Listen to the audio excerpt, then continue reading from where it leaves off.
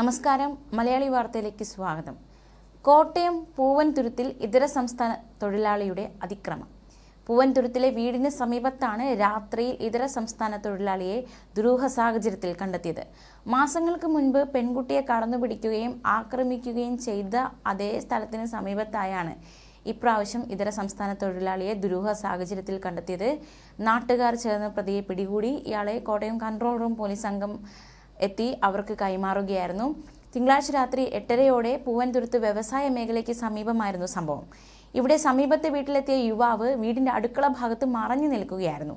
വീട്ടിലുണ്ടായിരുന്ന സ്ത്രീകൾ അടുക്കള ഭാഗത്തെ വാതിൽ തുറന്നതോടെയാണ് ഇയാളെ കണ്ടെത്തിയത്.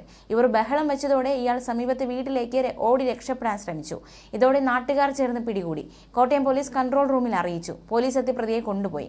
ബാബു എന്നും രാജേന്ദ്ര മുർമു എന്നും 2 പേരുകൾ ഇയാൾ പോലീസിനോടും നാട്ടുകാരോടും പറഞ്ഞിട്ടുണ്ട്. ഇതുകൂടാതെ ഇയാളുടെ സഹോദരൻ ഇവിടെ ജോലി ചെയ്യുന്നതായി അറിയിച്ചതോടെ പോലീസ് ആ സഹോദരനെ വിളിച്ചു വരുത്തി. ശേഷം ഇതര സംസ്ഥാന തൊഴിലാളിയെ പോലീസ് കസ്റ്റഡിയിലും എടുത്തു. മാസങ്ങൾക്ക് മുൻപ് ഇവിടെ ഇതര സംസ്ഥാന തൊഴിലാളി പെൺകുട്ടിയെ കടന്നുപിടിക്കുന്ന സാഹചര്യമുണ്ടായിരുന്നു. ഇതിനുശേഷം ഇവിടെ നാട്ടുകാർ സംഘടിക്കുകയും പ്രതിഷേധിക്കുകയും ചെയ്തിരുന്നു. ഇതിന് സമീപത്ത് തന്നെയാണ് ഇപ്പോൾ ഇതര സംസ്ഥാന തൊഴിലാളിയുടെ അതിക്രമം ഉണ്ടായിരിക്കുന്നത്. ഇത്തരത്തിൽ വലിയ അക്രമ സംഭവം ഉണ്ടായിട്ട് പോലും ഇതര സംസ്ഥാന തൊഴിലാളികൾക്കിടയിലെ അക്രമികളെ അമർച്ച ചെയ്യാൻ നടപടി ഉണ്ടാകുന്നില്ലെന്ന ആക്ഷേപം നാട്ടുകാർ ഉന്നയിക്കുന്നുണ്ട്. സംഭവവുമായി ബന്ധപ്പെട്ട ചില ദൃശ്യങ്ങൾ കാണാം.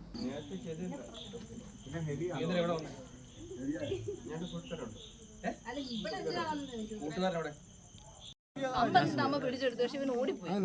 ഇവനല്ല, വേറെ ആരോ.